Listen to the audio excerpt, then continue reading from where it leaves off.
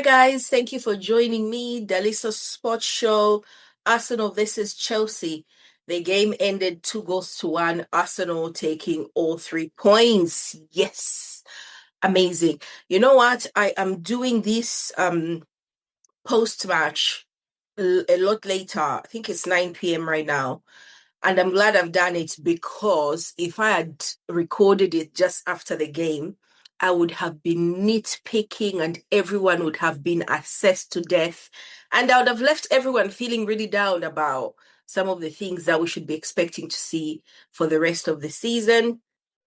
I didn't enjoy it. At the moment, I can tell you right now, guys, I don't think I'm going to enjoy another football game for the rest of the season. We've only got 9 more games to go. Hey, Jesus.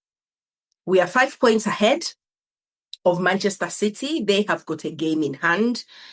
Every time they win that game in hand, it's 2 points. So we are 2 points clear, but 5 points ahead. In fact, before I even talk about the Arsenal-Chelsea one, I did claim in my previews of the Premier League that I could not see Manchester City beating Leeds. From what we saw, Manchester City had a narrow victory over Leeds, 1-0, lots of controversy. Leeds should have had a goal. They were missing sitters. It was really, really awful for me to watch it. And anyway, in the end, of course, you need luck. They earned their luck, Manchester City. We should be used to seeing them win because these guys, they're just winners, aren't they? And they have made some great decisions. Buying Semenyo, buying McGahey. Ooh, those purchases were inspired and it has actually revived them. They look amazing. Semenyo always in the right place for them, winning them the game. 1-0. And we just have to manage it, of course. It doesn't help that Rodri should be getting a ban and he's not. He's also another pivotal player. That guy is really, really good. Former Ballon d'Or winner, of course. But yeah, whatever. But they're feeling the pressure 100%. So Arsenal, whatever we do, we should not be overstressed. I mean, against Chelsea, like we've played them 4 times this season. Of course, I'm going to be stressed because I keep thinking they're going to find a way to actually get things right. And it was almost the case. We almost drew this game. If they had 11 players by the end of it, we probably would have lost as well because we did some crazy, crazy things in that game. So the goal scorers for tonight, all the goals came from a corner. Saliba for Arsenal and Timber. Then Hincapié on goal. So I'm going to go through the players. Let's do a lineup preview, player by player. David Raya. My score for David Raya today, definitely an 8 out of 10 performance. Of course, he conceded that Raya goal. I mean, that Hincapié goal. But what do you expect? Come on. It was an on goal, came off his head. There was another corner, which came in. And literally, Hincapié managed to duck so that, he wouldn't go in the back of the net. For the second one, he couldn't do it. We definitely need to get him on the program, whatever the kind of defensive thing he should be doing. He's definitely not doing it right. He's not in the right positions, etc., etc. Definitely needs some more guidance about how to deal with those things. It would actually help if we didn't concede so many. We considered too many corners. So we definitely need to reduce the number of corners we're conceding. Oh, yes. And then there was quite a few saves he made, which were great. There was that one by Garnacho at the end. Actually, the minute I saw Garnacho, I was like, this guy always has a good game against Arsenal. Always has a good game. And he almost scored from a cross. And David Raya, that save was season-defining save. If we win this by 2 points, it's because of David Raya, guys. 100%. That save he made. And I heard Arteta's interview where he said, his heart almost stopped. That is why I'm so glad I waited a little bit, because sometimes I can be critical of Arteta 100%, saying he doesn't know what he's doing. He doesn't want it enough, blah, blah, blah. But you can tell sometimes things just don't work out. Today, I can't lie, guys, we got lucky. Another thing that happened in the game, we basically got very lucky with some decisions from the referee in terms of like the holding on corners. Rice's handball, that was handball. But then Chelsea scored from a subsequent corner, which is, to be honest, it's good that we're not under too much scrutiny, because I don't think the profile of player we've got in the team handles scrutiny very well. And that kind of negative attention, it's like they absorb all that negativity and they drink it in, which is never good for us, is it? Let's have a look at our back four. Jurriën Timber definitely could have done with a sub. Should have been substituted off. He scored our goal in the 66th minute from a corner, but I feel like he's at the wrong end of burnout. We've got so many games. We are playing every 3 days. It's only last week where we didn't, because we didn't have a cup game. We didn't have whatever. But we are basically burning out, guys. We cannot keep going like this, you know? And that's why in previous seasons, we've had to like come out of some of these competitions. But this time we've got favorable draws. So meaning we're not leaving any competition. We'll probably end up in the final of the FA Cup as well. So we are going to be just chocker blocked with games throughout. So Timber, for me, probably I'll give him a 6 or 7 out of 10. William Saliba, another good game for me. I felt like with him scoring the goal, he was good. Big Gabby, he was given man of the match. But for me, his lack of composure when we are under stress at the end of the game is baffling. He should be experienced after we have missed out on so many championships in the last few years. You would think he would use that as motivation to, you know, as motivation to basically, he should be using that to say, I want to win it this year. But I don't think he's got that kind of personality. He's great when things are going very well, but when adversity comes, and in the Premier League in tough matches, because even remember Wolves, remember Brentford, tough matches where he's just not convinced. I am convinced he's the best centre back in the world right now. He doesn't believe it. Which is a let's not do it too much. Hincapié, I thought, was amazing, absolutely amazing. Apart from those 2 goals which he let in. Well, the first one which counted anyway, and the other one which almost went in. I think he's doing a great job on that side. He definitely isn't a left wing kind of player, but he's doing a great cover job in that position. Absolutely. The job he's doing is great, but 100%, you guys, I feel like Miles Lewis-Kelly did that job a lot better in terms of like supporting with the attack. But otherwise, you know, this guy is actually a monster. Absolutely love him. Absolutely love him. If we could have a bit of Miles in him, and a bit of Hincapié in him, of Calafiori in him as well, I think we'd be cooking. But right now, the job he's doing is the Lord's work, and he is doing it pretty decently. We got very lucky today that we won 2 goals to 1. Anyway, midfield, you guys. Zubimendi and Declan Rice. Declan Rice has to be substituted. He wasn't feeling great. Something, I hope it's not a big injury or anything like that.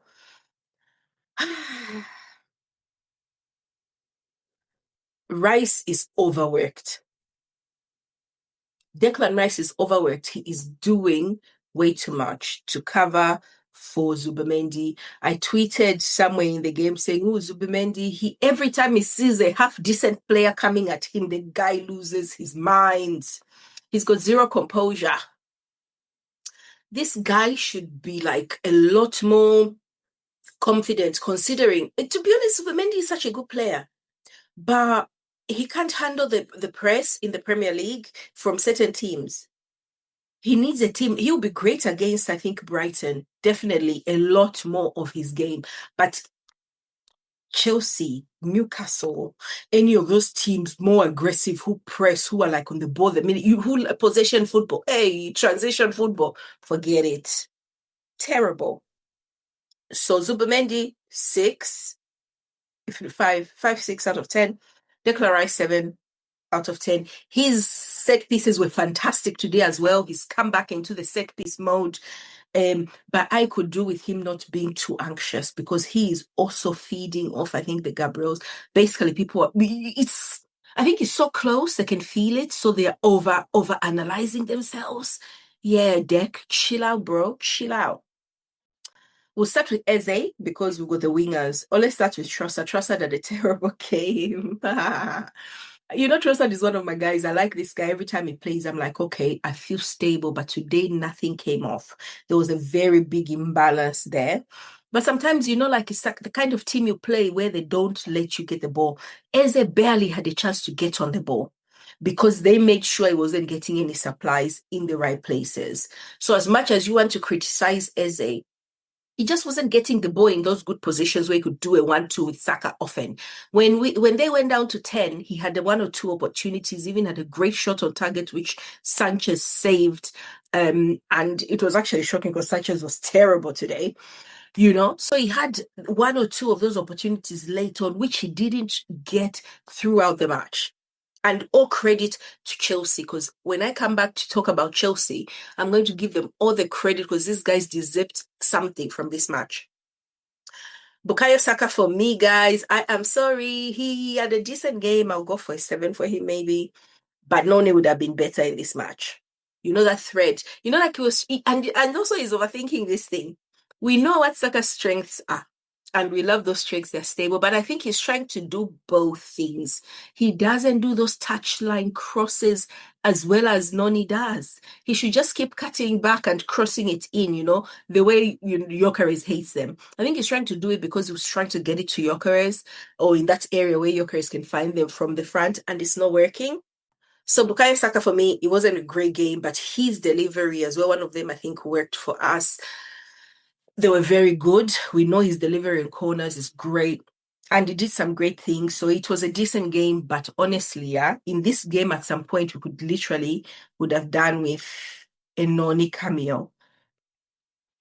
Victor Gyökeres, another game where I didn't see him on the ball enough for him to make a difference. He just wasn't receiving the balls like Eze.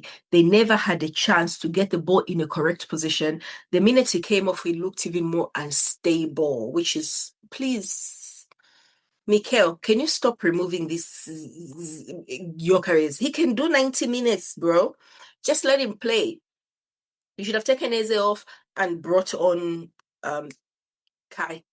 That would have been better for me. But do not do both. Do not take Gyökeres off because it's like the attack from the other team just get bolder and decide to do whatever they have to do.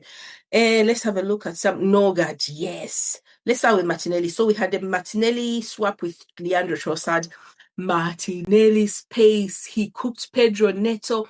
On that left, he was on his bike. Pedro Neto already on a yellow, went in for that tackle because he knew if this guy goes through, he is gone. So, but it looks like he didn't really realize that he had got a yellow card for dissent earlier in the game. So he probably thought I'll go and get it, which is really careless of him. But yeah, he probably cost his team some points there. 2 points, at least a point, if not 3. Because yeah, Pedro Neto should have known better. But that's the thing with Martinelli, that position, give him the ball in that position, he's going to finish anybody in the world. So he did a great job. Christian Norgard coming on for Declan Rice. I didn't even miss Declan Rice when he came on. Everything was chilled in that place. We didn't see. I mean, we saw a lot of threats. Chelsea definitely had a lot of threats, but it wasn't in that central midfield row. It's the wings. The wings were really vulnerable. Which, to be me, I saw some Barcelona stuff the other day where Lamar was doing all sorts of crazy moves and scored a hat-trick. And I said, he needs to come. Arsenal play Barcelona so we can baptize them. But yeah, maybe no. If we are going to be that vulnerable on the wings, yeah, forget that. Because a basic Chelsea gave us hell from the wings. It was crazy. And then, of course, Kai Havertz didn't do much when he came on for Gyökeres. We barely had any touches. I've seen some statistics where from the sending off to the end of the game, we had 53 complete passes, whereas Chelsea had 200 plus, 277 passes, complete passes between them. So we were absolutely shocking. So yeah, that was the Arsenal performance. In terms of Chelsea, Robert Sanchez had a complete nightmare. A complete nightmare. On the second goal that Jurriën Timber scored, he started asking the referee, saying he was pushed. There was nobody, including his own players, near him. He should have been given a yellow card for that foolishness. I was like, give him a yellow, but he had a complete nightmare. He's not exactly the most accomplished goalkeeper. Even that Lamens at Manu is absolutely fantastic, isn't he? I like that guy. So let us look at the rest of the Chelsea team. I'll pick the ones that I spotted. So this Reece James, guys, is there anything we can possibly do to steal this guy and bring him to Arsenal, please? I know he's pure Chelsea blue. This guy he probably refused, but this guy is sensational. He's sensational, Reece James. What a player. What a player. I would absolutely love to see him in an Arsenal shirt. I think we'll take over the world. We would take over the world if he played for us. He is that good. Saliba, pretty decent. Sa, I don't remember. I think I saw him have some influence in the first half. Hato, don't even remember his existence. He did a half-decent job against Saka, actually, if I remember correctly. Moses Caicedo, I thought, was pretty good today. No yellow card for him, but it was pretty good today. He had a couple of opportunities which went wide, but you could see his presence. They did try a lot today, Chelsea. Like I say, these guys deserved so much more than they got. It's one of those things, like you get, like sometimes when someone says you get what you deserve, not this time. They literally could have had just the way I felt when we drew with Wolverhampton, with Wolves, as well as with Brentford. If Chelsea had got a draw today, I would have been like, yeah, shocking, really. It makes me sick. Cole Palmer was basic. He also got lucky because at the end of the day, there was a time where Saka he felt Saka, and was it Timber or which player was Trossard was basically on his bike ready to go on the counter. The referee was shocking. Pedro Neto got sent off for 2 yellows, like I say, but another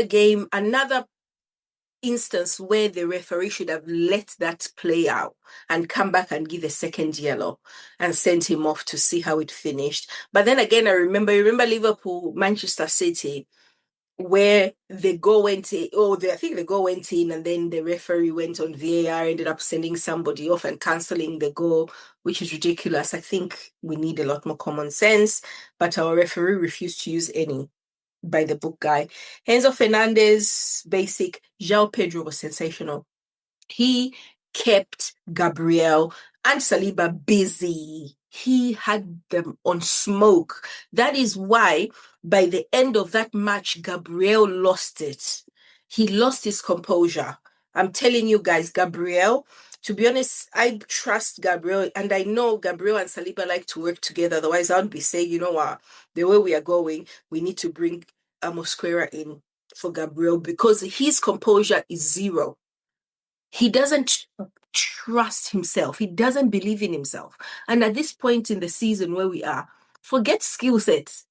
You don't need to be, even me, just put me in, because I believe in my delusional mind that I can do the job. You don't even need to know what you're doing. Just turn up and do a half-decent job. Make sure you're putting in. He panics. Nah. It really, really don't. I just don't understand it. But yeah, I am so glad that I didn't do this review earlier, because if I had done, I would have been super, super critical of everybody else. I would have been disgraceful, really, and very unfair. Let us have a quick look now at the other games that happened today and yesterday, because I didn't do any previews or post reviews. So we had Brighton, who we are going to be playing on Wednesday. Arsenal will be playing Brighton on Wednesday. They beat Nottingham Forest 2-1, and bottom of, I think they're in the relegations on Nottingham Forest. They'll be playing Manchester City next. Fulham versus Tottenham Hotspur. Fulham beat Tottenham. Tottenham are really, really precariously flirting with the relegation zone. And then Manchester United beat Crystal Palace 2-1. They were very fortunate. There was this basically some really crazy VAR stuff going on in the Manchester United game. They got lucky. They got a player sent off for Crystal Palace. And Sesko, guys, if there's a player, Sesko is in the right place. His headers, the way he's scoring goals right now, yeah, great purchase. I'm not going to compare him with Gyökeres. Different teams, different priorities at the end of the day, but you have to appreciate quality when you see it. Fernandes was absolutely fantastic. Amad Diallo basically still struggling, I think, to score anything, but he was busy. Shout out to Kobe Mainu. This guy was not getting a sniff under Amorim.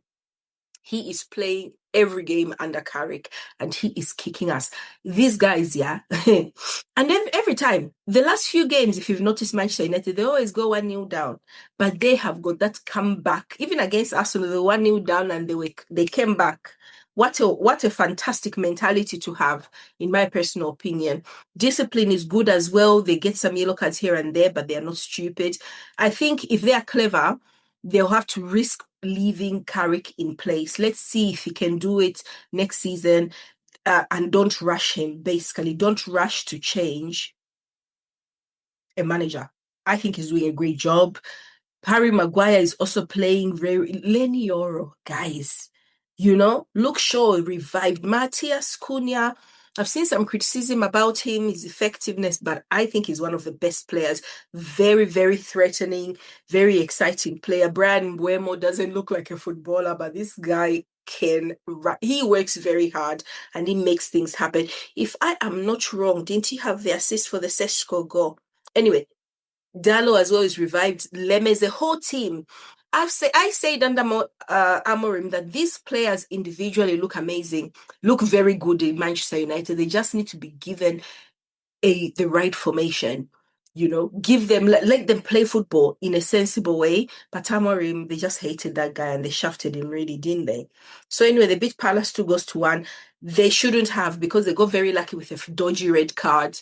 Minimal contact in the 18. And then they also got, they get a penalty as well as a red card, which was super unfair, very soft.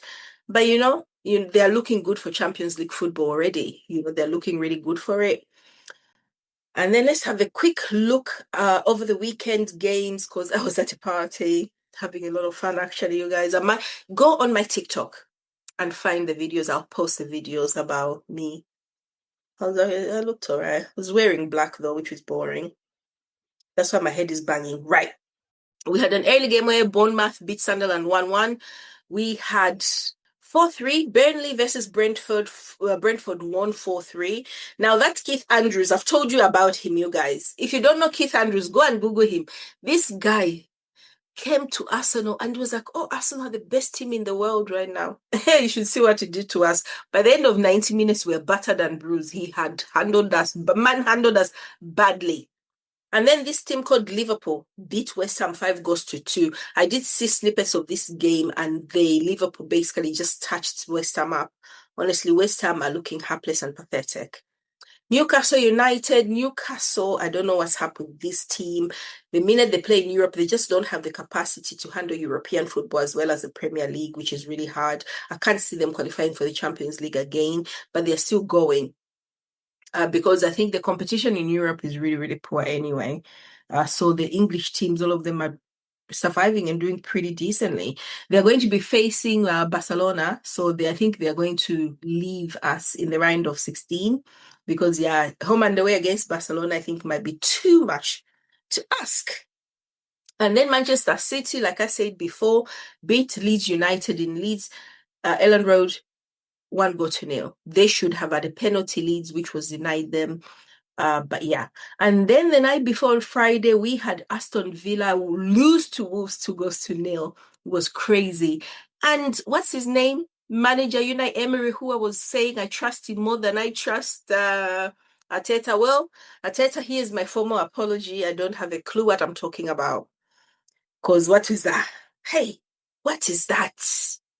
Terrible, terrible opinion. The guy lost his mind and everything else and messed it up. Right, so those are the games that happened, but otherwise, guys, Arsenal did an absolutely fantastic job in the end. A win. It was a bad watch. I couldn't cope with it. I almost turned the telly off, but we won 2 goals to 1, which is what we needed. Let's have a look at the table before I do one. Right, so here is the table where Arsenal are top with 64 points after 29 games. Manchester City have only played 28 games and they're 5 points behind us with a game in hand, which they'll be playing, I think, let's see their games. On Wednesday, they'll be playing Nottingham Forest in Manchester. So Nottingham Forest, guys, this is the time to recover your form to see if you can survive relegation. Up to you, of course, up to you. And then on the 7th of March, I'm not bothered about the FA Cup because they've got Newcastle on the 7th. And then the other Premier League game is West Ham. So 2 relegation sides. They should win this easily. But you're playing relegation sides. Who knows? They might get some motivation somewhere, try and survive. But Manchester City are looking good for it. Let's also have a look at Arsenal's next 2 Premier League games. We've got Brighton on Wednesday. And then we've got Everton on the 14th. We should be winning those. We should be winning those. The one that scares me the most is Everton, but we should be fine with it. So yeah, those are the games, guys. Please do not forget to like and subscribe and the usual stuff. I really appreciate it. But yeah, how did you find the game? Let me know. Bye-bye.